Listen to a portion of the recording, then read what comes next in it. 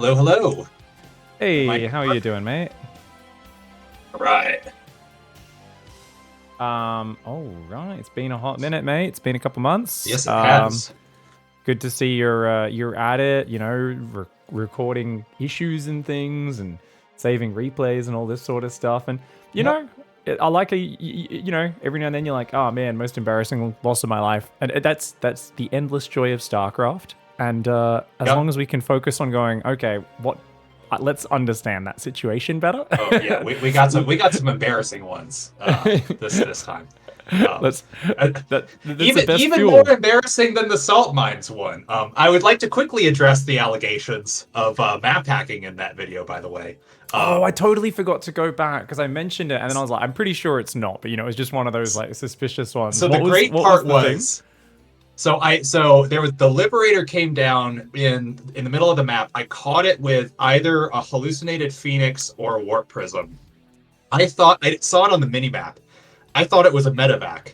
So I was like, I'm gonna catch the Widowmine drop coming from my natural from the north side. So I warped in the stalkers, and then he Widowmine me dropped me from the west side. So I was ready for it, and then I still fucked it up. My man, such is uh, life. The number of times that I've whole been game like, was a clown yeah. show. So I'm glad you streamed it. It was great. It was good fun, mate. Thanks for Yeah, submitting that one. And yeah, all right. absolutely. I guess we should get straight into some replays. Hey, I'm in Yeah, chat yeah, yeah. channel So we'll start. Piggy. Let me give you an invite, I guess. Alrighty, Promote you to the leader. You're the leader. alrighty, and then here we go. And then I Awesome. need to make you the lobby host. All Cool. right. And we're going to be covering PvP, cannon rushes, and then some PvZ stuff. And then we're going to talk about Mm-hmm. map control and PvT. Cool. Mm-hmm. I mean, I'll just copy paste that into our document here. Paste Yeah. without formatting. Yeah. Goals, stuff to cover today. Cool. And then just below that is where I'll start the notes. Okay, let's get into it. I guess I'll put that on my second monitor. Make that nice and easy. And I will go windowed mode so I can tab in and out a little bit easier in case we're taking a ton of notes today. So are we starting All with right. one of the cannon rushes? Yep. This is starting out with a cannon rush. Cool. So I want to go over my response to a cannon rush. Really, all I do when I see it is I just grab a bunch of probes, huck them at into my natural, and then try to once they are hucked, I try to take 4 probes at the building pylon or whatever it is. Have at least one tailing each probe that I see, again, as my control allows, and just basically put an aggressive flock of probes in the area that is being cannon rushed. Probably requires more precision than that, so I would like to review that game plan. So did you say 4 on the first pylon, was it? Yes. 4 on first pylon. How many would you try to get chasing each probe? One, maybe two if I can swing it. Yeah, it So I doesn't really see. change anything, right? Having 10 probes chasing Oh, a probe, but it's like if okay. occasionally you can pull an extra probe in front of it to like get a, you know, hit Uh-huh. on it. Like I like to use shift A move for that. Okay. Like I don't know if you were on A move or that you had manually I told was that on probe to A-move, go yeah. after the probe. Okay, that was like a lucky one. Because if you manually Yeah, it pulled that was. probe there and you just said, hey, you move to the right and then shift A move, you're kind of intercepting it, right? So like in this scenario, if you grabbed, and because he's clearly not microing that high ground probe, I might even do this with 2 or Right. 3 of your back probes here. And just go, hey, you guys, either A move to the right, or sometimes it's right click, then shift A move, just to make sure they move away from the other things that would aggro them, right? Or but a lot of trying to like, okay, he's running this way, I want to intercept in front of him, right? And that way that probe is always going to take damage unless they've got super finesse with their probe micro. That can be really huge. So intercept. When you say shift A move, where am I shift clicking first, and then where am I A moving off to? Is it like shift move command on the high ground, then A move down to the low ground? So like no matter where they put something, so something's gonna catch. I'm talking about the just catching the high ground probe. Sorry. So it. Okay. you see the high ground probes kind of not being microed and it's just kind of derping around, Yeah. just getting hit and running. And that Yeah. probe that went after it was actually really good. So even if they're microing it, they've often shift clicked it in, say, a circle around your mineral line. We can go back here and watch this probe behind your main base. So if you grab a probe from your mineral line right now and A move it, it's not going to get a hit on it, or only if you're lucky. But if you tell any of those probes to move straight to the right side of your mineral line and then shift A move, it's going to get a hit on it, sometimes even block it, which allows the probe chasing it to get an extra hit as well. So I do a lot of pulling extra probes in front. Just pull a probe in front, shift A move. And I use the same things you'll see when I'm playing Terran versus Protoss. I use this the most to kill the probe harass probe. Because, the probe, you know how, you lose your shields and then you circle behind the mineral line to heal? I'll pull an SCV in front on the bottom left of the mineral line, and then in the middle of the mineral line, and on the right side of the mineral line, and kill that probe. So I can go straight back to mining, and I don't need to keep chasing it, right? Rather than letting that probe get 4 SCVs to half-life. Same sort of thing here for Cannon Rush, where getting rid of the probes kind of just shuts down their options really hard, right? Because normally they don't bring a third probe. Occasionally you get a crazy person who does, but usually it comes much later and stuff, right? And that significantly weakens their push because they don't have as much money. So shift A move, the whole idea there is just, we don't want to be actively microing it the whole time, right? Because if we're grabbing a probe and manually clicking it in front and then clicking directly on the probe, it's just a lot of actions. But if we can, once in a while, grab a probe, shift click in front, because you can kind of see with a path, right? You get good at really seeing, how they're going to micro. Yeah. And that just really limits their options. And then you can go back to mostly focusing on blocking the pylon and, where the cannon rush spots, which is the main thing still, right? Cool. Yeah. Cool. And also, sorry to pause already. So my response here was, I saw the probe early, and just seeing the probe early is what made me put that first probe out. Is that an overreaction or is that a proper reaction? I don't think I had even seen the forge yet. I was just like, ooh, that first probe is really early scouting. I think that's perfectly fine. I think it's such an early probe that came in, and it's a good idea to check for it, because your Protoss, I don't know what the meta is for you. For me, it's people usually don't scout till after gate, and at the moment, actually, a lot of people aren't scouting at all, which I found interesting. I'm like, oh wow, we're doing this. I haven't seen a lot of people at my level not scout. Most people have scout around gateway timing. Gateway timing's pretty standard, but yeah, pylon's very odd, right? It's either someone who's super paranoid about cannon rush or someone who's cannon rushing more often than not. So, yeah. So anyway, let's just watch this now and see what we do. Okay. Right. So. You seem to be doing a pretty good job. I like that you're sending some probes back. Wait on pulling back, but that's okay. This is not over though necessarily. So the only thing here is because these probes attacking the pylon, even though it's pretty good and it seems like he's backing off. I guess you do see the gas at home, which is a pretty big indicator that they want to transition.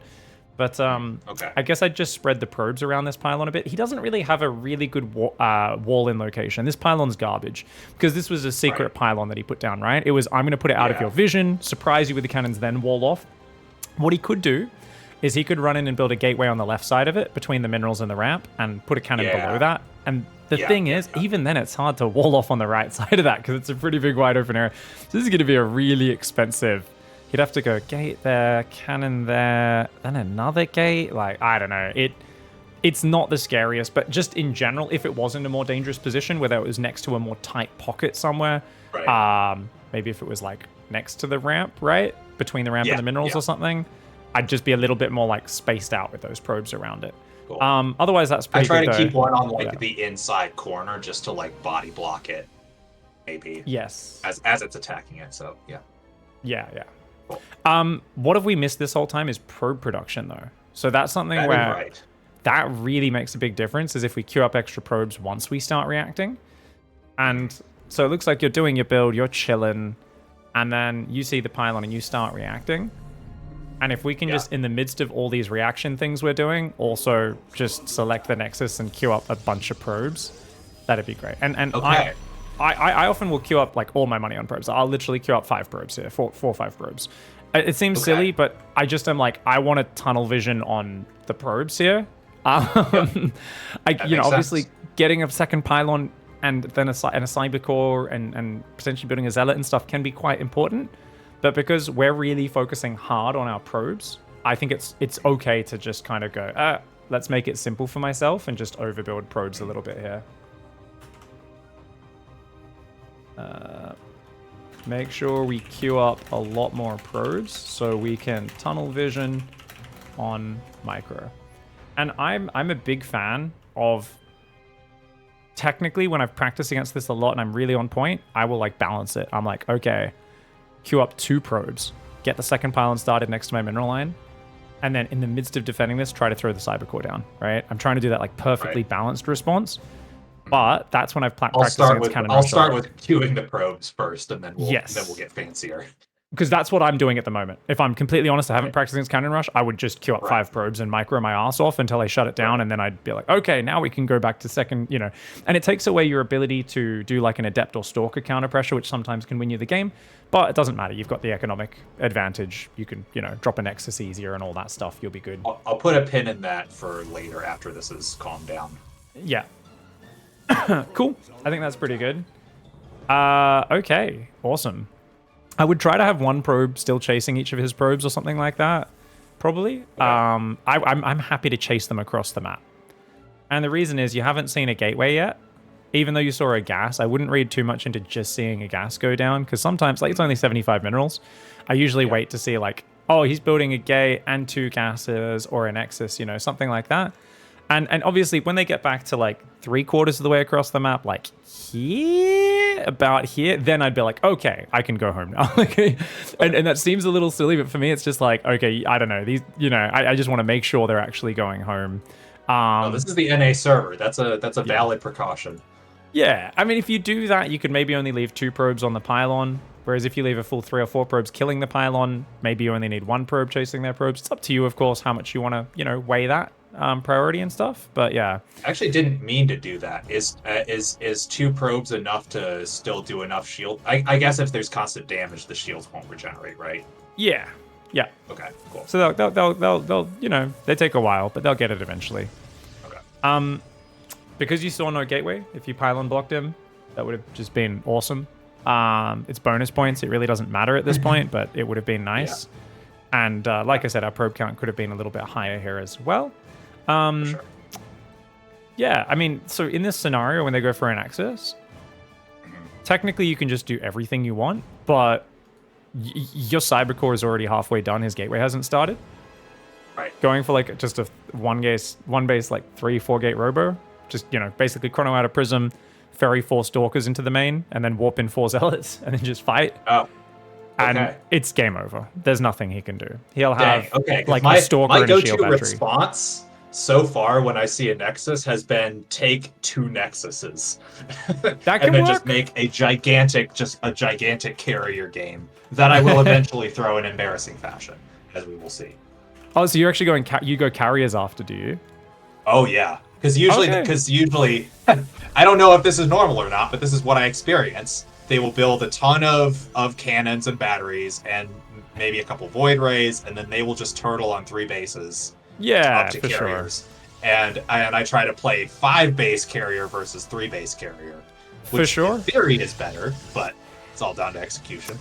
Yeah, we took a little while to put on our second gas. We're going for a Stargate. This is fine. I mean, yeah, it's like I said, because imagine if you hit like 5 minutes, which is a minute late for a 4 gate to be hitting. So but I think you could still hit it. I saw the 2 cannons. I saw the 2 cannons, and I'm like, okay, 3rd Nexus. Yeah. And yeah, he's gone 2 Stargates. This is kind of predictable. Fair enough. 3rd Nexus goes down. I think we should be a little further ahead on probes, but I don't think it matters too much. Yeah. I don't know how much more we're going to glean from the next 10 minutes. We can leave it there, but I'm the pivotal moments come way later in the game. So obviously the Void Ray is about to pop out. If there wasn't a Void Ray about to pop out, I would actually say just hold position over the right side gas with your Oracle. So keep in mind, if you've got good Oracle energy, which you do, 77, you can just kill probes. It takes 10 shots, but an Oracle shoots like twice a second. So if you think about it, it's like, oh, it only takes 5 seconds to kill a probe with a battery healing it, even if it's got battery overcharge, because you do 2 damage a shot. So don't be afraid to do that. You can do stasis traps as well, but I really think just hold positioning out of range of a cannon is so huge. Obviously, you already denied mining range natural. if I was sitting right at the bottom right corner of that assimilator, that would be out of range of the cannon, right? Yeah, easily. Yeah. There's a position where you can hit the right side mineral patch normally as well. Because his pylon's kind of forcing his probes to the left side, though, you'd like just barely be able to get area of them. You basically hover over the middle bottom of the assimilator, just slightly to the right of the middle. But you'll figure it out real easily. Yeah, cool. Yeah, so in general, yeah, you can definitely play carriers here. Not a bad way to play. I personally would just play stalkers and never let him get a third. Like, I'd just go 3 base, blink, take a 4th and a 5th behind it while going like double forge, and I'd just make like a billion gateways and eventually get some prisms to go in the back as well. But stalkers kind of wreck immortals and void rays and carriers whenever they get out of position. Even though those units hard counter stalkers, right? There's just like, especially if you have a few zealots in front, there's just these moments like here where it's like, can he really defend that, right? Right. Like, he's got 2 void rays and he's trying to build a carrier, and it's just like, yeah, this is just not actually defensible at all. Now, don't get me wrong, you can absolutely play the carriers. Let's take a look at how you're doing the carriers. So you haven't started making air upgrades, and you're making a bunch of gateways. So what I don't like about this is you're not really committing to the air. We could have had that 4th base up earlier. We could have had double Cybercore air upgrades like our opponent's doing. That's more important than the Plasma Shields. Plasma Shields are nice, but air attack is so important. And yeah, and you should basically be able to hit like a, I don't know, like a 4 base, 6 carrier time. You don't need cannons or batteries. You don't need gateways. You don't need a Twilight Council. All this stuff's wasted, right? Especially if you've got an Oracle and you confirm he's playing Sky Toss, you just don't need anything else. So that's all. Just streamline what you're doing. Don't bother with the building damage for the Tempest. Don't bother with Blink. More gateways. You see, basically, you're only on 3 Stargates. We should be on like 6 bases fully saturated, or maybe not. Maybe this is probably too many probes. I think 75 probes is probably enough. 80 probes. But yeah, basically just 5 Stargates and nothing else, and you could absolutely overwhelm with just like either a mass carrier timing or a mixture of carrier Tempest. I think if you hit a carrier timing, probably like 9 minutes, you actually could have hit, as crazy as that sounds. Just because there's like nothing else you needed to invest in this game. And if you did do that without bothering with like Tempest or anything else, say you hit with like 6 carriers right now or something, yeah, you might be surprised how well you can do. Obviously, I think you could hit with more than that. Yeah. Tempests are obviously the best defensively, though, in these sort of fights. And it does slow the game down a little bit. It's like Oracle tag the enemy units, and then you're just basically trying to Tempest focus fire each other. If you get in that dance, you can do it as well. But anyway, should we hop out of this replay now? Yeah. Can we scroll to the, like, keep fast forwarding. I'll tell you when to pause. Okay. There was a moment of Oracle Tempest carrier control that I want to go over, then we can hit the next replay. Awesome. Do you have a control group for your Oracle? Yeah, it's 3 down there. Good. Really important to keep that. Here we go. Slow it down. Okay, cool. So you are down on Tempest, so we are definitely not in a position where we can kind of stand on the edges and fight. You want enough Tempest to one-shot their Tempests at least, if not their carriers. And you've only got 3 Tempests right now. So your army is like lots of Stalkers, right? So we just don't want to have any ground if we play this style. Also, he's on 2-2-1. You're on just 2-2. So it's not the worst, but those carrier armor upgrades really do matter because every armor upgrade cancels out the attack upgrades essentially. So yeah, you've got 1 more shield upgrade, but he's got obviously the 2 extra armor upgrades, which is huge. Stalkers are actually doing all right, funnily enough. It's really not a matter of the engagement itself. It was the preparation up to this point. Like I should have had 2-2. I should have had, or the and a pure and just a pure arrow. I mean, like this guy isn't using an Oracle or anything like that. So like if you just have 8 Tempests, you literally and just carriers, you literally just have 3 control groups. 2 main ones, right? Carriers are for A move. Tempests are your main sniper unit, and then your Oracle once every 20 seconds. You basically literally just revelate where the army is and shift click it back behind your army. So it's mostly just 2 army groups, right? A move carriers plus Tempest, and you basically just right-click a carrier, pull back. Right-click a Tempest, pull back. Target the Tempest first if it's like a slow, drawn-out picking at each other, right? Because that's their ability to pick at you. But if they're just trying to jump on top and force a fight, killing the carriers is more important because they, in a pitched battle, are way more valuable. right? Does that make sense? Like Okay. Tempests are the That sniper makes sense. pick-off unit. Carriers are the meaty, I can actually do raw damage output in a pitched battle. Right. Yeah. Right. Okay. Cool. I don't think we need to go any further than this then. No worries. Yeah, just split focus a little bit. That's all. Just focusing on too many things. You focus harder, double down on it, and you'll smash that game. Okay. Cool. On a different note, I think this is one where I respond differently. And this may be a smarter response. I don't know. I can't remember if I won or lost this one. Cool. But we'll find out. Just make me that lobby host, and we should be good. This is a Chinese player because they're on Starlight Twinkle. So I believe that's probably one of their like team managers or something like that. I think. Huh. Starlight Twinkle, still the best pro team name ever. Esports is serious, boys. Very quickly, have you ever played Europe, mate? I have not.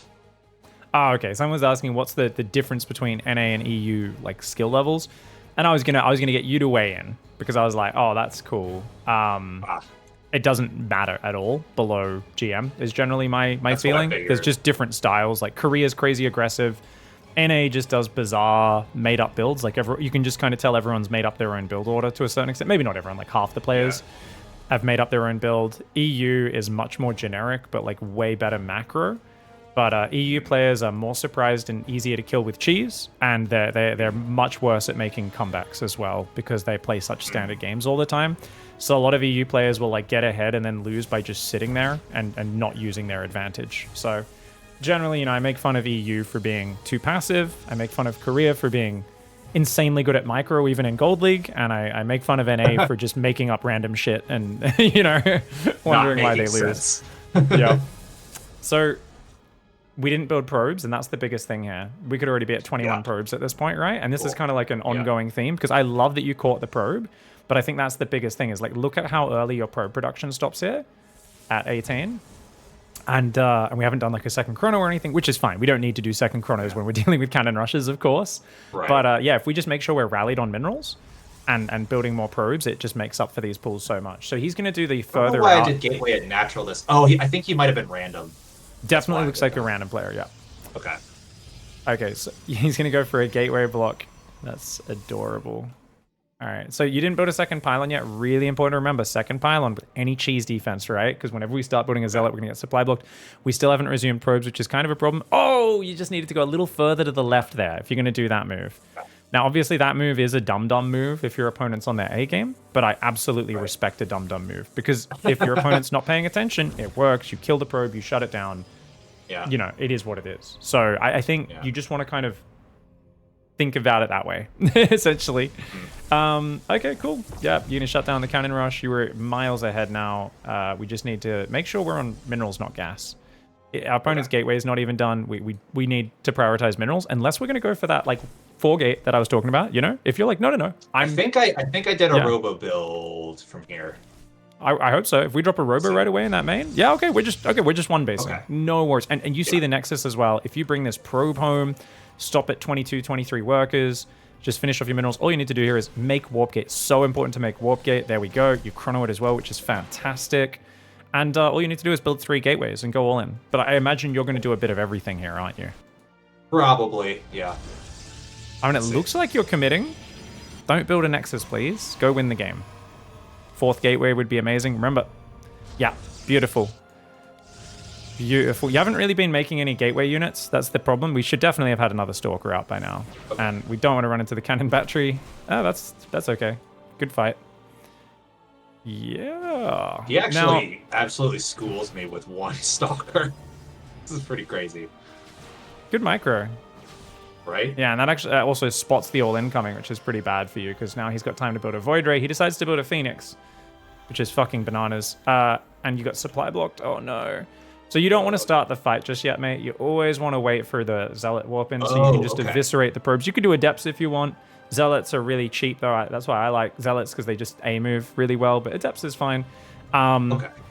because he's going to pull probes. He's always going to have fuck all units, and you just need Right. something to kill the probes. But your warp gate, your next warp in should be ready in like 3-5 seconds, something like that. You just warped in Right. those stalkers 20 seconds ago. It should be like a few seconds until you're ready to warp in. But you're going in with just 5 units, and now you're going to warp in 1 stalker. Where's our other warp ins? And look, if you kill that Artosis pylon, he loses this game as well. Yeah, you can just come forward, kill the Oracle. Where are those Zealot warp-ins? Where are those Adept warp-ins? We've still got 2 supply free, so I'm surprised we haven't warped in 1 more unit. We're kind of over-microing right now. Yeah. Yeah, you see those guys could have been warped in 20, 30 seconds ago. Yeah. For sure. And then you can just stand and fight and just kill every probe. Like, yeah, you don't need to do too much. I like the Stalker micro because it does allow you to get a little bit more damage. And that should be game. But yeah, as I pointed out before, that's such a, like, the thing is you could have done things so much better there and faster, right? Earlier warp gate, earlier robo. We could have had our probes building the whole time, so we weren't like, you know, having to rebuild probes after the cannon rush. You could have already been on like 22 probes. This could have hit so much harder. You could have warped in those zealots earlier. Despite that, you friggin' destroyed. And that's it, man. The cannon battery is such a waste of money on the natural because it doesn't help defend the main. And they just don't have enough production. Their Cybercore so late.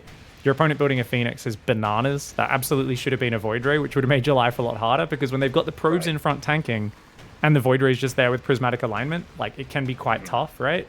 If you can get a lot of damage on the Void Ray before the probes are pulled or something like that, that's important. If you can do some pickups with the Prism, that's good. But there's like a point where if there's a battery in the main healing the Void Ray with prismatic alignment, you just need a crazy number of Stalkers to overwhelm that. You kind of need to, like, bait the overcharge, pull back, go back in, kind of thing. Like, it gets really hard. To one-shot it? Sorry? Don't I need 12 Stalkers to one-shot it with a battery? I think it's like 17 to one-shot a Void Ray. 15. I think it's 15 to one-shot a Void Ray. It might be like 17, 18 to one-shot an Immortal, maybe. It's a pretty high amount. It's 12 to one-shot another Stalker, isn't it? Yeah, and so a Stalker has like 160 life, a Void Ray is like 250. So yeah, it's like maybe 16 or something like that. And we could quick do some quick maths, but it's kind of hard to do the maths because the Shields doesn't have armor. The Void Ray does have 1 armor, I believe. So it's like, obviously you got to kind of calculate, okay, you get 100 shields with no armor, 150 hit points with 1 armor. Makes it a little complicated, but it's usually pretty simple. Like if we just go calculator, we can just go, okay, it does 18 damage. So 250 divided by 18, it's close enough. It says 13.88. So it's going to take 14 Stalker shots to say, because like, let's do that. 250 divided by 17, I guess, because of the armor. 15 Stalker shots. It's going to be, I think, just over 14 Stalker shots, like 14.2 or something, because of the shields being 18 damage. But essentially 15. I always think of it as 16 or 17 Stalkers is the magic number when you can like blink in and start one-shotting Void Rays, because that's the point where you lose one, you're still one-shotting, you lose a second Stalker, you're still one-shotting. So you get like 2 full one-shot volleys off before you lose that critical mass. Otherwise, there's those fights where you blink in, and before you even get your shot off, you've lost a Stalker, and like the Void Ray survives on red hit points, and already you're like, oh god, like this is so much worse. that lethality per volley is such a big difference maker. The blood pressure drops about 20 points. Yep. So let's hop out of this one. So, the main points from that one were build probes. Game 2 cannon. Last minor thing, I don't know if it matters. You said something about continuing to build gateway units like before Warp Gate had finished, obviously. Do I prioritize continuing to build out of that single gateway at the cost of warping in more gateways? Like, do I just continue making units, I guess is my question, or do I cut units to get the gateways out a little faster? That's a good question. A gateway takes 46 seconds. So if you're getting to like 50 seconds left on the warp gate research and you haven't started making all your gateways, make the gateways. You were pretty low on minerals that game, so you couldn't really afford both, I think.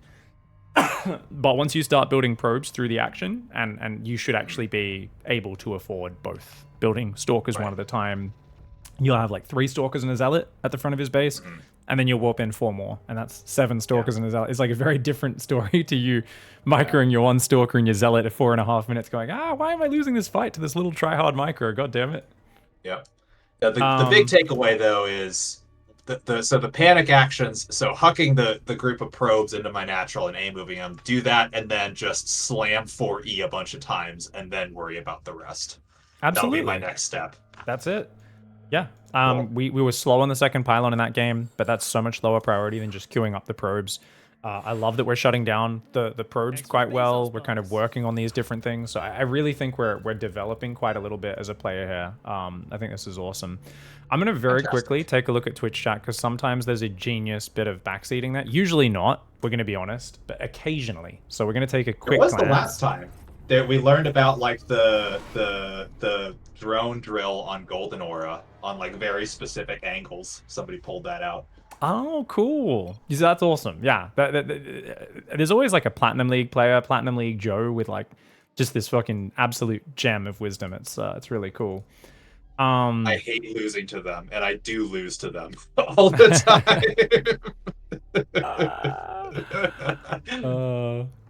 time. People are waiting Just for make me information. think a little bit, and my whole game falls apart. Oh, I don't actually have it in the stream title, so I'm doing cheese challenges. After cheese challenges later, guys, we're going to be doing the EXO rework reveal. That's like a Stormgate thing. Just showing off some cool assets and stuff they're sharing with me. Nothing too big. Their big reveal is going to be in a few. It's going to be in a few tomorrow. Today's Sunday for me, I think. I'm so out of it, man. With like after I came back from Dallas, but yeah, tomorrow that's going to be there, and I'll be streaming a bit of Stormgate on the new build, showing off everything they're showing off tomorrow, new faction and stuff, the day after. So I'll get some of the guys who've been grinding Stormgate to come on and show us some cool shit, maybe play some little 1v1 matches that I can cast. It's been a hot minute since I've really been on the Stormgate train while they've just been, getting things ready. So we'll see what that happens. And there's no backseating at all today. Cool, no worries, that's fine. Is the big boy going to be there for the Stormgate parting? I should ask him if he's willing to come, actually. I think he's I like, haven't heard from I'm him in a pretty sure minute. Parting just shows up for like tournaments and money. He's like, I want to He be just comes in, takes the everybody's best. lunch money, leaves. Yeah, that's kind of his MO. So Yeah. we'll see. I'll send him a message though, see if he's free to drop by for a game or two. I can Cool. bribe him. I'll be like, you want Yeah. money match, All right, Jacantal, so thank you for the pause real 11-month quick. resub. Yep. So this is a 12 pool, yeah. Yeah. So I just want to review my game plan Yep. against the 12. So normally I'm doing my normal gambly DT 2 base all in, but against the Mm-hmm. 12 pool I can't do that. So my game plan with a 12 pool is so I scout it, I get the zealot as quick as possible, second gate in the wall, pylon, then cyber core, because I've usually already had one assimilator built at that point. Mm-hmm. Chrono the Zealot, prioritize getting the second Zealot out before building the Cyber. So that basically shuts down the early Lings. And then third pylon, get Adepts out, stabilize. Ultimate game plan is going into Stargate, working towards 2 oracles, 3 gates, um, Twilight Council, Forge, yeah. So 3 gate, Stargate, 2 oracles. Once I have that, third Twilight Forge, work towards a big blink +2 timing with oracles and stasis traps. That's the game Okay, plan. so we do a +2 blink plus oracle stasis timing, and you're doing that off just 8 gates and 3 base. 10 gates and 3 base. The goal is Don't 10 think gates. I don't know if that's efficient. I don't think you can support 10 gate production off 3 base really. I mean, it's not Ooh. bad to have an extra gate or two, so I never mind that. Just Okay. I'm just gonna say 8 to 10 gates here. Okay. And you're taking 6 gas as well. No. 4 gas. Yeah, I think we can just do 8 gates to optimize this. 8 gate, Cool. 4 gas, 60 probe, right? I'd be able to hit a little early with that. Yeah, and you can always drop a 4th base while this is happening, because that allows you to transfer from your main and stuff, because your main will be like half mining out and stuff, so that does really help out. Okay, cool. No, that's a pretty decent plan. I'm not the biggest fan myself of doing blink timings, because I play with variable ping and my micro is just on and off, you never know. And I find it hard to kill people with blink. I think it's a very good way to pin back a Zerg defensively, start trading with them, limit what they can do, make it impossible for them to like surprise you with mutas. So if you can do that and then transition into like a 4th and splash damage and things like that, it can be really good. Okay. Are you playing it as an all-in? I'm playing it as an all-in. That's fine. I'm just throwing it. I'm throwing my head against the wall before lurkers show up. You're And the using reason I do Revelation it, to clear creep, right? yeah, if I'm on top of it, yes. The big thing is I would rather lose to lurkers than be going gateway tech against mutas. The muta switch just hurts my soul in a way that I cannot abide. Fair enough. So I'd rather go gateway into that. No worries. Do you play Robo with Prism, or do you just proxy a gate? Nope, just proxy a pylon and send it. All right, try to proxy a gate Open as well to criticism, by the way. Sorry? Not married to it if it's not a good plan, but that's what I do. No, as long as you hit a crisp enough timing, it's quite good. You can even do it off like 55 probes, something like that. You don't need to fully saturate your third, really, because you're going to transfer workers from your main, like I said. So you're going to be hitting it like 8 minutes or something. 8.5 minutes, your main half runs out of mineral patches. At that point, you want to grab half of those workers, move them to your third anyway. So I think I'm actually hitting around 10, so that's something that we can work on. 100%. So first things first. Especially... Yeah. Yeah, okay. Sorry, keep talking. No. Shoot. I lost what I was going to say. No worries. You're just saying, like, especially if something's the case, like you hit at 10 minutes. I'm guessing if there's especially if I'm doing that, if I'm doing up to 10 gates, that's going to delay the attack because I'm banking minerals instead of just making stuff. Yeah. Okay, cool. Thanks to the Subtricantor. Appreciate it, guys. Yeah, okay, so first things first. This was a 14 pool. This guy's a weirdo. This happens on the ladder. People do slightly different oddball things. Now, first thing I'd point out is if you can manually rally a probe, because we've got this map, Amphion. I don't know if there's any others, but this map in Amphion, it's just so far to your natural. And it's just, it used to be a bit more equidistant on the maps, right? From your main nexus to your natural. Whereas in this case, you're going to have like 140 minerals by the time the pylon goes down, I think. Let's take a look. Right. The way I've been doing it is the pylon, like the timing has worked out where it's a little bit late, but this guy can come back and make the gateway in rough amount of time. We'll see. Yeah, I actually wouldn't bother mining those 5 minerals on these maps as well. I'd just hang there, build the gate, and then go scout. It doesn't really matter, but especially if you like to mineral harass, which we probably don't want to waste our APM on, but that is something. And in general, you just don't want to delay the gateway, because a gateway can start on 37, 36 seconds. This is starting at 40 seconds. It's not too bad. You'll see me do this all the time, but just one of those things where, like, defending a really committed 12 pool, these sort of things is easier. And also getting the pylon earlier. You know, if you're 4 seconds late on the pylon, that's 4 seconds of probe production, or maybe 2 seconds of probe production you might lose. So it can add up a little bit in that regard. But anyways, so we should have already put a guy on gas here. We're a little bit slow to do that. Do you do 19 Nexus normally, or? 21 Nexus normally. But okay. I think I've been rallying 18 out to there just preparatory. So if I don't see the hatchery, then that guy's already ready to get the second gateway down. For me, it feels a little bit disorganized here, where maybe it's because you saw no hatchery. I guess you immediately get really distracted. But for me, I would already, by this point, easily have queued up all the way to 20 supply, or even 21 if you prefer to go 21. I prefer 20 usually as a standard on those probes. And I would also have already had this Nexus rallied to the gas, right? Or rallied to the natural if we want to send it down super duper early, like you say you do. Right. Just a little bit, I feel like things could be a bit more organized in this game, right? Because when you're a bit behind on this beginning step before anything's happened, and now you're going to scout a pool, it just feels like it can slow us down. So I definitely feel like just, you know, tightening the screws a little bit in this early game, okay? Would be nice. Tighten up opening slightly, more prep. So the other thing is this is a 14 pool. So let's take a look and see the difference. What is the difference with a 14 pool versus a 12 pool?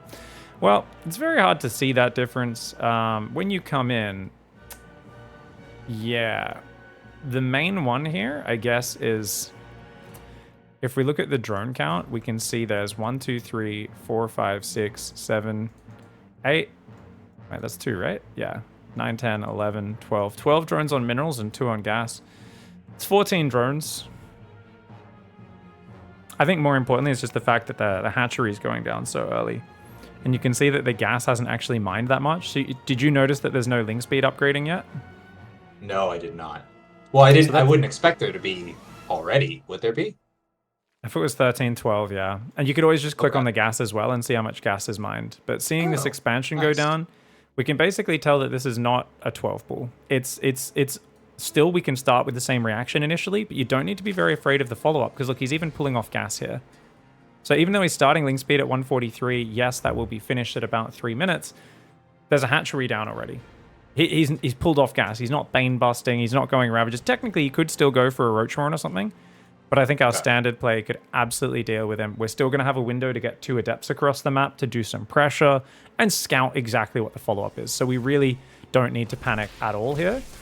Whereas if this was like a straight 12 pool with an immediate gas and he's starting link speed and still mining gas, you never build a Nexus, right? You just like, let's get a second gas, get a Stargate, make a battery on the natural, just, reinforce your natural, potentially full wall it off. If you think you're not quite ready for a Bane Bust or Ravages, you could just build an extra gateway in the wall, because that'll buy you so much time, right? So that's the important thing, because when they do, a 13 gas 12 pool, they're just so all in, right? There's just like, they're never going to get that hatchery up. They're so committed. Shit gets kind of crazy. But this is kind of one of these, like, just kind of weird in between. Like, I'm going to build 6 lings and make ling speed, and then I'm just going to go back to economy. And it's like an awkward start, but they're not really committing that much. And just making sure you slowly learn to recognize these builds can be nice, because it just gives you a little bit more... doesn't change your build necessarily. It just changes your understanding of where your opponent is in the game, so that you don't have, like, a misconception. Like, that guy tried to all-in me. He built 14 Zerglings off of one base with a really fast ling speed, and he made a Bane nest, and then he blew up Banelings on my gateway wall off, and he's miles behind. This game, he's not really going to be far behind at all. You should have a slight edge if you do everything perfectly, but it's not that big a deal. Follow-up question, I forget what I do here. Yeah. Once I hold off the initial pressure, second gas and Stargate and then Nexus, or... Only Nexus, if there's like the all-in coming. Normally you'd always go Nexus against like 12 pool, because there's a gas. Okay. It's okay for you to go second gas Stargate normally, but like I said, this was only 6 lings. Like, there's like so little ling commitment. We already saw a really fast hatchery film. This hatchery went down at like, when did this go down? This went down like a minute 25. That's like almost the same time just a pool hatch timing goes down, right? This is not that all in. Look, he's on 18 drones. Queens are coming out. So we absolutely should be going Nexus before gas, same as you would against a gasless player, right? If they don't have gas, you always want to go straight. You don't need... I mean, you could technically be like, I'm going to go second gas Stargate, but you suddenly have to do a lot of damage with your Adept Oracle counter pressure. Just taking the Nexus is a bit more relaxed. Yeah, it's more like, we can go Nexus, then go into the second Stargate Oracle and just play this more like a standard game. We poke around. If we find damage, we find damage. We're not as obsessed with it, Cool. Okay. So Nexus, getting that down as fast as possible is really key. We're going to go for a counter pressure, which is good. Should just commit in. Normally, if you can deny the third, that's great, but just shoving in and forcing, army production's good, but you got to commit. You got to commit. You can't waste any time. Yep, good cancel on the shade. Just kill a queen, kill a drone or 2, and then you should already be mentally prepared to recall, right? You're okay, yeah. I literally just don't even think of that. Because you're thinking about it, and you just go, well, I've killed some shit. We're forcing Zerglings, which is already damaged. So if he played properly, Dark Legion here, you would have been like, I've already forced 15 Zerglings. Let's fucking go, man. Like, I don't even need to kill anything, right? Oh, he's got 3 queens at the front, 15 Zerglings. Okay, we just recall. Fine. Like, we did the damage, right? But you caught him with his pants down. So you either keep shoving into that main and just looking for more damage, or you get ready to recall now that you've killed a few drones, denied mining and stuff like that. Right. Yeah. But you're going to hang around and get stuck in the... Ooh, I'm still here. I think I'm going to lose everything. Yep, here we go. Hopefully we focus some drones down with these Adepts at least. But, hey, he pulls his drones away. Good play by him. And don't get me wrong, this is not bad for you. Just think about how good it is if you keep all those units alive and they're standing at your third base right now, and your Nexus goes down in a pylon, and all of those Adepts and Zealots are wedged in that third mineral line. He can't do shit to that with Zerglings. Your Oracles can be like purely pressuring. You can still sneak Adepts across on the north side to start shading in. And the fact this guy's only on 2 base, I mean, he is super dead if we play a nice clean game. Unfortunately, our probing has not been that consistent. Our macro hasn't been that great because we tunnel visioned on that Adept Zealot a little bit too much. And now our build order's in a bit of a weird order because we're going 3-gate Twilight Forge before 3rd Nexus.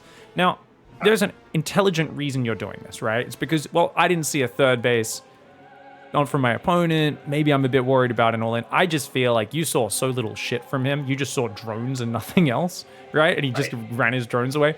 We didn't really see the signs of like, man, there's about 10 roaches about to come out of here. I better build store. Like, I feel like we could have just built a third Nexus here and been completely fine. As long as our Oracle goes straight across the map to make sure we see any all-ins coming, and you're just focusing on scouting with the Oracle, make sure you're not getting surprised by anything, I think you're fine. But delaying the third really does, it hurts your ability to build an advantage. So if we were to do this, I almost want you to go for like a +1 2-base blink all-in, just because I'm like, you know, if we delay the third too much longer at least, right?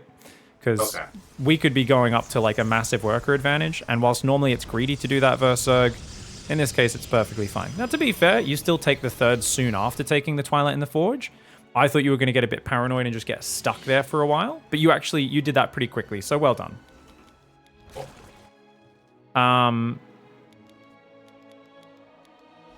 Cool. I mean, this should be game from here. Grab a few drones, nicely done. Probe's already rallied to your third. You're on 4 gas. We do need to transfer workers from our natural. I don't know why we're building a Void Ray. I guess to kill Overlords. I'd prefer a Phoenix there. It's just a cheaper unit. And usually you can kill these guys just with like Oracle spotting high ground and Stalkers doing it. Just the Void Ray is so expensive, man. It's such an expensive unit. That's all. That's exactly what it's for, so Phoenix makes more sense. Yeah. And you got an Overlord in vision on that top left, so that upsets me that your Void Ray is running in the wrong direction. But hey, you got an Overlord kill. I just panic moved all the way around my base in a clockwise motion. You know how it is. Yeah. So we've already got more than enough probes here. These Oracles don't need to do more damage, by the way. You're seeing he's got no drones on his third. Your third's like mostly full. If you transfer those 3 workers from your natural, plus the 1 or 2 workers coming out, now third should be saturated. These gateways could have been down earlier, right? These gateways could already be well on the way. And we should already be, in my opinion, moving to the middle of the map, building a pylon and a gate there right now while we're waiting for these gateways to finish. We don't need to wait for +2, right? There's no need to do that. If we see a lot of Zerglings, we might want to be a little more careful, but if we have Oracles with lasers, he can't jump on you. You've also got the Adepts, which are really good anti-Zergling units, just like mixed in with your Stalkers, right? And that's going to be pretty great. Cool. So we're going up to like 9 gates now, and we should be moving forward. So we're putting a cannon and a battery on our third. I hate it. The battery, I'm okay with. The cannon disgusts me. We're going all in, man. Let's cut those corners. If we're going all in, we're going all in. You know, just 100% commitment. Because look at this. He's building mutors, and we've given him time to build those mutors. Now, we should still go win. We sure have. But where's that pylon? Like, this thing should have been built a while ago. We should have a gateway finishing now and just going for it. Where's our Oracle? Revelate. You've got to push that creep back. Bad Revelation. You could see from where the edge of the creep was where those tumors are. So try to visualize next time. I want to show you that one more time. Look for the dead center of the... Yeah. So you can usually get 2 creep tumors with this. Because Revelation's pretty big. So you're not always going to land it perfectly. You will mess it up. But I could tell from where you aimed that it was like nowhere near getting the second tumor. See? There was no way that was going to get the second tumor, right? That could have been way down to the left, like a couple spaces, and got both quite easily. Cool. And we're giving him a lot of time to get ready here. Now, if you see mass Zergling, so this is where your Oracle or your Void Ray can poke in front. You see pure Zergling, we want to definitely warp in those Zealots already and stuff, right? All right. Get out of here. Get out of here. I was way overconfident. I thought I could just A-move this and just pull off a pure Protoss. And a mix of Zealot Stalker warp-ins would have been really nice here as well. But yeah, we hit having the gateway in the pylon too. That was bad. That's just a naked pylon. Yeah, and I think we can just hit early, man. We can hit early. We could have hit this 8:30 or something like that. We gave him so much more time to get ready, and that really just allowed him to get to a much more comfortable position, right? We could have been fully committed at 8:30, maybe 8:15, something like that, maybe even earlier than that. Yeah, so don't be dead set on waiting for +2. Move out earlier, get the probes up earlier. 8 gateways is plenty, which you actually do have 9 gates this game. Your 9th one's just finishing, becoming a warp gate right now, which is fine. And we don't need so many probes, like I said, right? Because look at your main now. See what I said? 8:30 about is when those 4 mineral patches disappear. Your last one is disappearing right here at 8 minutes 30. Is when that last mineral patch disappears right then, 8:26. transfer those 8 workers down to your third, and bam. So you can even stop on 52 workers, right? Just 8 workers on your third nexus if you want to optimize this timing, and it's just going to be even better. But yeah, if we hit a little bit harder and faster instead of giving him so much time to react, that would have been really nice. When you're moving across the map, move out in front with the Void Ray. If you've bothered wasting money on the Void Ray, you know, clear the path. Send the Adepts to the Watchtower in front as well, so he doesn't see you coming. And then the first thing he sees is you clearing the creep and then just shoving in, right? And then if he's got a ton of units, blink back and just disengage back to your warp in point, right? But if he doesn't have a lot of units, just push in and just win the game, right? You got to be willing on that first wave to commit in pretty darn hard. And this is also where using your oracles, if you had both alive, rather than thinking about doing damage to the base at 6 minutes and so on, think about clearing creep. So come in here at 7 minutes or 6:30 even and just kill these 2 creep trimmers. Just come over and be like, okay, revelate, turn on their lasers, revelate, kill the other creep trimmer. Just denying the creep is huge for setting up for a blink timing. So think of your oracles after their early waves of harassment just as dudes who, like, you can threaten. If they're on the edge of creep, go show your oracles to the mineral line. Maybe go kill a few drones on a gas just to make him pull his queens back a little bit, and then just rotate around and clear the creep, right? And you'd be surprised how huge that can be for making a push hit really hard. Also, there's a chance it just throws him off the index timing too. Yep, absolutely. And you never know, like, people just have weird different habits with their queens. Some are always on the edge of creep, some are always hugging the mineral lines. Bit different with everyone. Clear creep with oracles after early harass. 55 to 60 probes, all we need. Hit harder and faster. No cannons. Don't wait for +2. Move out with Adepts to clear vision and try to set up with Gateway on the front before your gates are finished, right? Get over there way before you, like, okay, I'm going up to 8 gates, I finished probing. What do? I build a few pylons and I move out, kind of thing, right? There can be like a little set piece there where, you know, 7 minutes or so, whatever this timing is, all these gateways are building. Yeah, probably like 7 minutes in this game. We move out right now. We build 2 more pylons at home. We've completely stopped probing. Move out, bring a probe, start setting up in the middle of the map. And that way we're ready for like an 8-minute timing with the gateway finishing 8:20 to do faster warp-ins behind it and stuff like that. And if we do 9th gateway on the proxy, 8 gateways at home, just in case the proxy gate does get killed, so we've still got enough production, I think that's a good way to do it. Sure. Nice. Okay. Yeah. Awesome. 9th gate proxy at Outfront. Awesome. I think that's huge, man. I think you'll be able to win next time. But he just had a bit of time to recover from the early damage, and Pureling Muta is one of the better comps against Stalkers. So, yeah. Cool. All right. Did we have another replay to look at? Yeah, one more. If time permits. How much time we got? Yeah. No, we've got enough time for one more. Okay, cool. So I think this is more of a general. Yeah, I call this always in the wrong place at the wrong time. I do not understand the concept of map control. It was a series of games that day where I always seemed to always be in the wrong place, and I'm not sure what the pattern was there. Go. Okay. Map control struggles, hey? Okay, so what build are you doing at the moment again? Twilight? So this is so if I see one gas, it's going to be Twilight, prioritizing Blink, getting up to no more than 6 Stalkers, and then going for Robo Bay Colossus, getting the Robo Bay and 2 gases before my third, working into a 3 base, 3 Colossus, Templar Archives, 3 base attack / all in. Okie doke. Archons, if I have gas to spare. Cool. Looks like we're playing against the 3 racks probably this game. See how we go. Adepts to start. Losing a probe for a Reaper kill is super worth. We've left our probe on his side of the map. Good thing we've noticed now. We do bring that home. If that had been harassing this whole time, that would have actually been amazing. Because it actually could have really messed him up since he went Reaper Reactor, but that's okay. It is what it is. I think it did mess him up. I think he pulled that SCB off, and then we both got kind of confused after that. That was actually because he lost the Reaper, he thought your Adept was going to come kill his SCV on the command center, or like Stalker Adept pressure was going to come. So he was like, there's going to be, 2 Stalkers and an Adept in my face, and I've only got unupgraded Marines, so I'm going to be losing them. Cool, we saw 3 racks. I mean, that's about the dream, right? Seeing that it's a 3 racks this early is great. What's your reaction against 3 racks?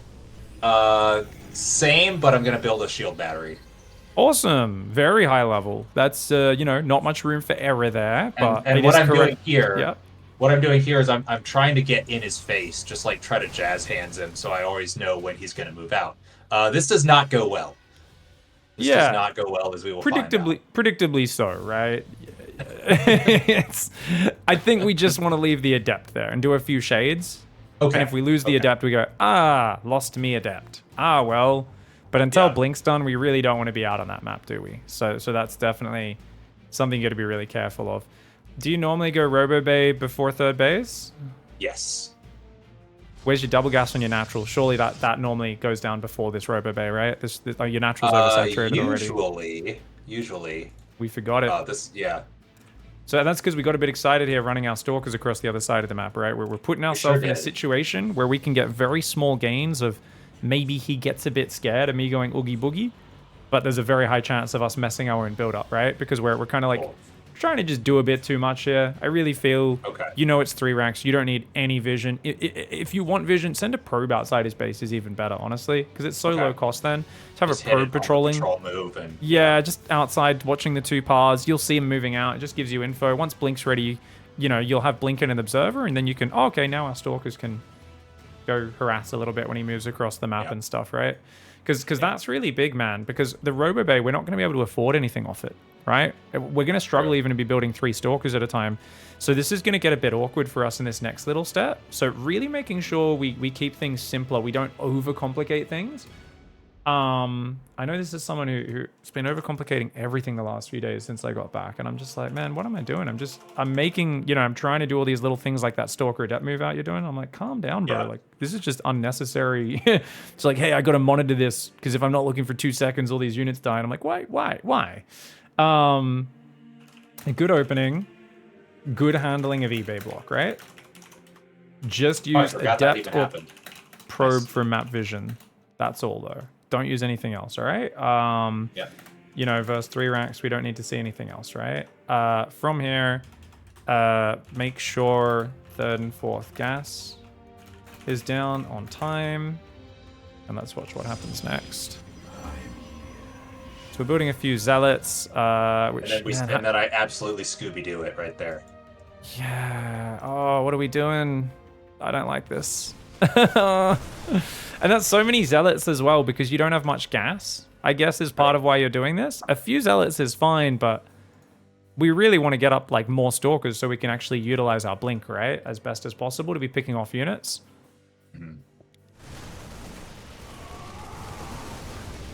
Yeah, okay. And now I'm late on the Colossi. This is probably where it has fallen apart at this point. Yeah, this is just a bad early game. Let's fast forward 5 minutes because at this point all I can do is criticize your early game.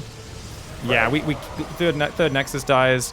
Luckily our opponent's macro is shit. He stopped building SCVs for a little while, but he's still got to finish 3rd, so he's still in a pretty good spot.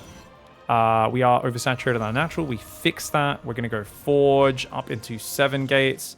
Our first Colossus is finally going to pop at 7 minutes, very late into the game. Personally, I would probably be trying to go into Disruptors after 1 or 2 Colossus or Immortals. Probably Disruptors is what I prefer. Because I feel like your Colossus is so late. Yep. Oh, in this situation. Okay, yeah. But his starport's so late, it's actually fine because he doesn't even have a single medevac out yet. Like, this guy is so vulnerable as well, so it's not too bad.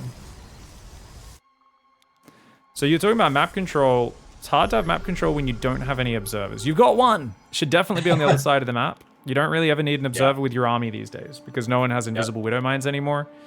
Obviously it can help, but yeah, like moving our army across blind like this. Scooby-Dooed again. Yeah, looking through the wrong door. This is just a really bad habit. Moving our army out blind, we should never be doing that in PvT, right? That's happened multiple times in this game. You moved your adept 2 stalkers across, then you moved your stalker zealot adept across, now you moved your whole army across, all blind. Chrono those observers out. Remember, we did talk about this a while ago, right? In PvT coaching, it was all about observer obsession. Right. Get back to that, man. But to clarify the point, what does blind mean? Does does not blind mean I have an observer or something looking at his army? Is that what that Yeah, means? or you've got at least a Army? bit of vision outside his base, so you've got like a reasonable assumption that he hasn't moved Okay. out. You know, you've got some drop spotters on the edges and stuff. If you Okay. don't see his army at all, it's still pretty hard because like, you know, his army might be doom dropping your main or something like that. It is still a little scary. But yeah, just so many times we kept moving out this game without seeing kind of what was going on. So we messed up our opening pretty bad, right? Our beginning was great, eBay block handling, but then from then on, we kind of like, I think because you saw the 3 racks, you freaked out a little. I think there was like a little bit of a, oh God, what's happening kind of thing. And we just kept moving our army out we didn't need to. So remember, just get those gases at their normal time. Make more stalkers. If you want a scout, you can use the adept shade. If you want to be a tryhard, really active, just keep shading with an adept from outside. Easiest way to scout. We don't ever want to be trying to bully them like this, not against 3 racks. And yeah, if you can get up to like 6 or 7 stalkers, definitely warping in a few zealots at a certain point does really help, especially if they push into the battery, right? Battery healing on a zealot is like so nice because the marauders don't do bonus damage. It's such a cheap unit, and if they push into it, it just defends so well. You should have battery overcharged and healed that robo, but of course we were kind of just frantically dealing with things, so I'm not exactly like, oh, you're dumb for not dealing with this. You were just trying to recall your army. You're just trying to get on top of things, but we could have saved that robo with a battery overcharge there. But really, even from here, it's like, okay, just reset. Get a few observers out after you've got 1 or 2 Colossus on the map. This observer in your army, you F2'd home, that should be on the other side of the map, right? Checking out what's going on, because you don't know if it's a 3rd command center. You have no idea what's going on in this game. Right. Is it a 2 And I base should all in feel or not? safe doing that because I know it was a 3 racks. So Yeah, well, the observer just should always be on the other side, right? Because it's just sitting with your army. So your observer never really does anything for you this game. It just chills with your army units. Luckily, he let the adept in, so you know it's a 3rd command center. But yeah, I think this is just one where it's like, just clean up the opening, keep it simple, stupid. Don't you know, overcomplicate stuff. And yeah, I think you'd be quite okay. So I don't think your opponent does anything too special, right? He's got a decent economy build up, a decent 3 racks pressure, but at the end of the day, very normal attack. Yeah, you stop the 3 racks, you're miles ahead. I mean, this guy's starports are so late that if you get past the 6-minute mark without falling behind, you're going to be miles ahead against a player like this because they have no follow-up at all. They're just like, my first medevacs are out 9 minutes into the game, like 8.5 minutes. This is crazy. He can't do anything to you in terms of drop play or anything. So this is the sort of guy where if you had a better opening, you could have a 4th up or just a bigger army ready to go pound him with Archons and whatnot. And we could easy hit a 9-minute timing normally if our opening wasn't a bit scuffed, like losing our Nexus and Robos and stuff. And just think about how different this game would be then, right? Right. And that's so crazy, though, that you just move right out again and completely lose track. Every time. I was so mad. I'm actually surprised I didn't rage. I'm so mad. I played a few games like this yesterday, dude. This resonates with me right now, where you just like, you know, one bad thing you do kind of leads into the next and leads into the next, and you just end up being like, how do I keep missing his army? And it's like, well, it's because you're playing like a fucking, you know, donkey, because one mistake threw you off, and then make another mistake. And He's obviously map hacking. That's the only explanation. He's obviously map hacking. Yep, I'm with you, man. Overall, pretty good play though, dude. I like that you handled the eBay block so calmly. Lot of very easy to panic and screw up against that, but you handled that pretty calm. Got the Nexus down right after the eBay died, so good like mineral focus. I am very keen on it. Awesome, dude. Keep it up. I think we've got some good stuff to go on there in the document. Use Adeptor Probe for Make sure 34 gas is down on time. Don't move army out blind. Make sure you chrono out extra observers as well. I don't think he ever built a Raven. So against those guys, especially against 3 racks players, because they have like a big meaty army. So it's even more important than normal. Just have a few observers scattered around the map.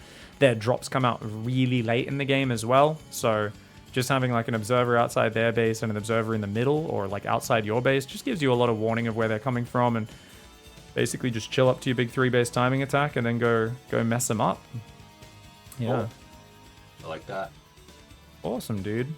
I think that was the biggest game where I was just like, okay, this is just like, we just played a silly game. The other ones, it felt like the lessons from it are going to be a bit more kind of widespread applicable with the cannon rush defense, and then also just optimizing that 3-base blink oracle timing, doing it really as a timing attack, less probes, less gateways, earlier gateway on the map, no static defense because we're going for a big all in, and just pushing out a little bit earlier and using the creep clearance to really help out, because that makes such a big difference, especially like if they're queen roach heavy. You know, sometimes you play against a mass ling guy, it's like, yeah, creep helps lings for sure, but it's like, against queen roach, especially if roach speed isn't done sometimes, if you hit a really crisp timing or something, it's very dependent insane. on creep being there. Oh, Might yeah. be a difference. Heck yeah, man. Awesome. Well, keep it up. I think you're doing really well, and I think with some more focus, we should be hitting that, getting back on into, you know, Masters 3 and beyond over the next months, just depending how many games of practice we get in, really. Sounds good. Well, thank you so Sauce. much, and have a good rest of your stream. No worries, dude. Have a good night, brother. You too. Bye. Laters.